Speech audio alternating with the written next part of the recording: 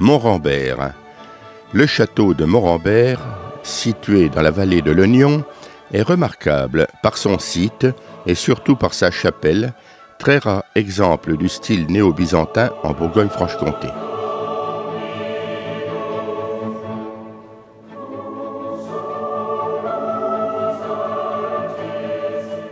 Situé à proximité de Pêmes, à l'est de Dijon, il est très facile d'accès.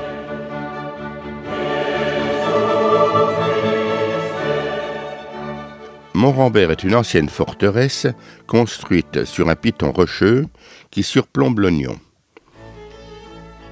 Pris et gravement endommagé par Louis XI en 1479, attaqué par les troupes de Henri IV en 1595, il est démantelé par les Français en 1636. Plus tard, une demeure est reconstruite.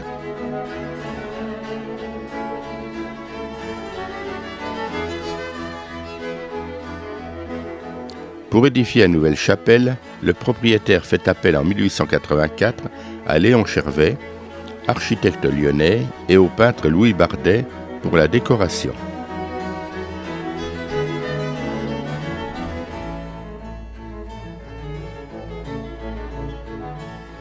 Malgré ses vicissitudes passées, ce n'est pas un patrimoine délaissé. Une fois par an, un office est célébré à l'occasion de son anniversaire.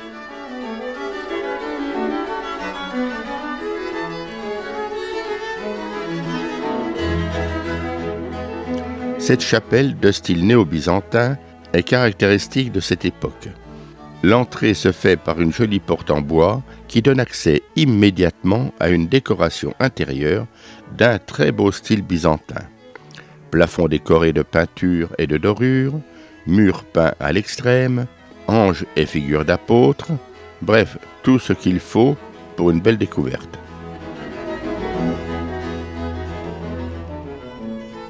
Rappelons que l'art byzantin s'est développé entre 476, chute de l'Empire romain d'Occident, et 1453, prise de Constantinople par les Turcs. L'architecture est souvent simple, mais les murs intérieurs foisonnent de décors très colorés.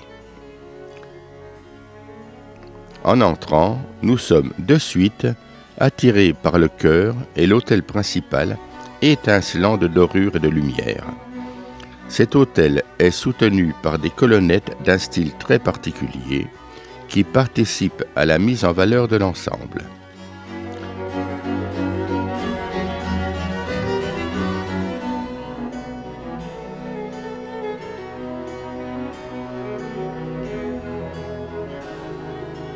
Sur la voûte de l'abside, en cul-de-four, on découvre une peinture de la plus belle facture. Il s'agit en fait d'une quasi-reproduction du tableau de Raphaël intitulé « La dispute du Saint-Sacrement », qui fut exécuté par le maître entre 1509 et 1510. La fresque de Raphaël se trouve dans la chambre de la signature au Vatican.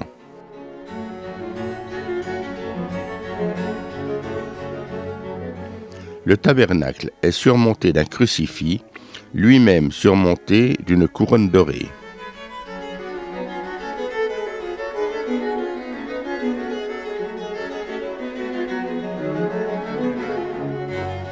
On retrouve bien sûr les représentations d'anges, des dessins floraux de style byzantin, avec comme point fort ici le cœur sacré de Jésus. Il est aussi bien au centre de la composition du chœur que sur les murs soutenant la coupole.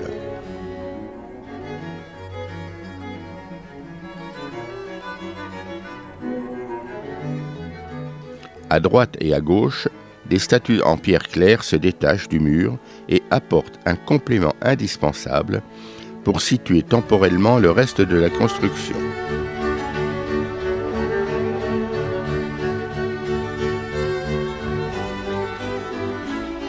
À la période féconde de Justinien, VIe siècle, succéda 2 siècles marqués par les invasions slaves dans les Balkans, les guerres avec la Perse, le siège de Constantinople en 626, la montée des Arabes de l'islam, la perte définitive de la Palestine, de la Syrie et de l'Égypte, dans les années 630-640, la conquête de l'Afrique du Nord par les Arabes, qui assiègent Constantinople en 674-678 et en 717-718.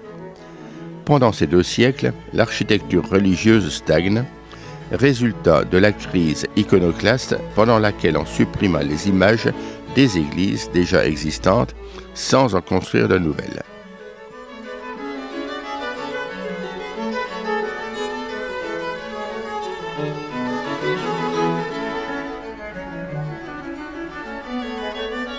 À droite, en entrant, on remarque un mobilier tout à fait particulier dans le style de la fin du XIXe siècle.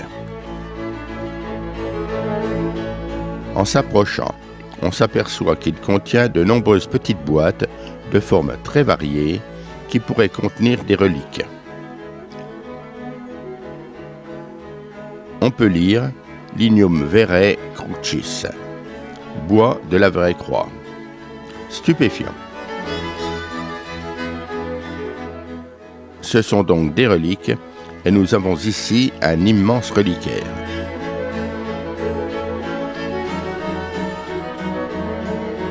À la partie supérieure, on trouve 3 tableaux de petites dimensions dont la facture et les couleurs rehaussent l'ensemble de ce reliquaire plutôt sombre.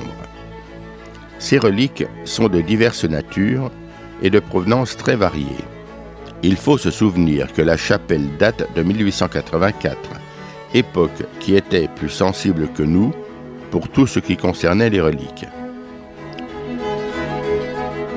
En se retournant, au-dessus de la porte d'entrée, on découvre une tribune qui supporte un orgue dont la sonorité est de belle qualité, aidée en cela par la résonance des voûtes qui emplissent aisément l'ensemble de l'édifice.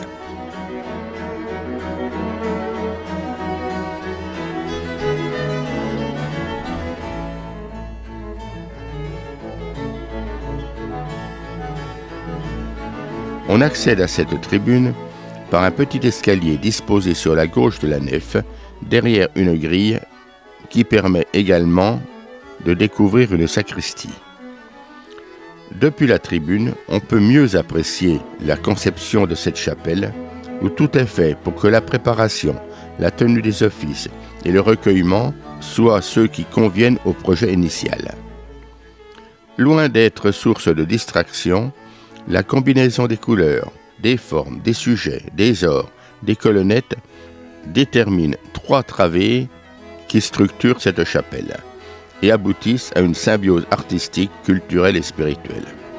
Partant des voûtes, il est quasiment impossible de ne pas descendre le regard sur le chœur, puis sur l'autel, qui représente la partie la plus importante de cette chapelle. Sans nullement égaler Ravenne et la chapelle palatine de Palerme, elle n'en est pas moins remarquable. Il ne l'est pas moins d'avoir réussi à lier les approches artistiques de Raphaël et des maîtres byzantins.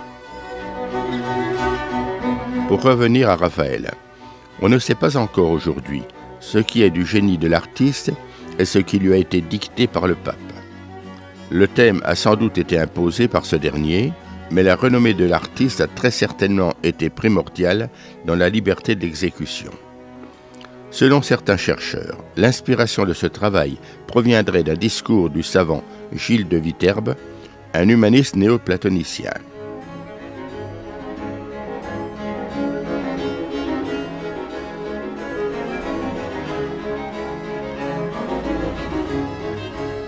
Il n'est point besoin de se rendre à des destinations éloignées pour être immédiatement transporté par l'architecture, par la décoration, par l'ambiance dans un contexte byzantin qui est à 50 km seulement de Dijon.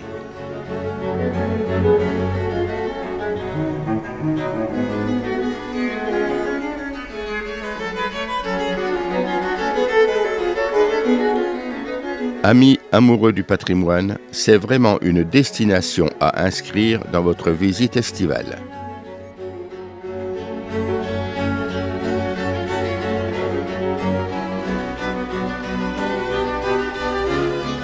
Un livret intitulé « Promenade historique dans la vallée de l'Oignon » vous invite à découvrir plusieurs châteaux et demeure privée.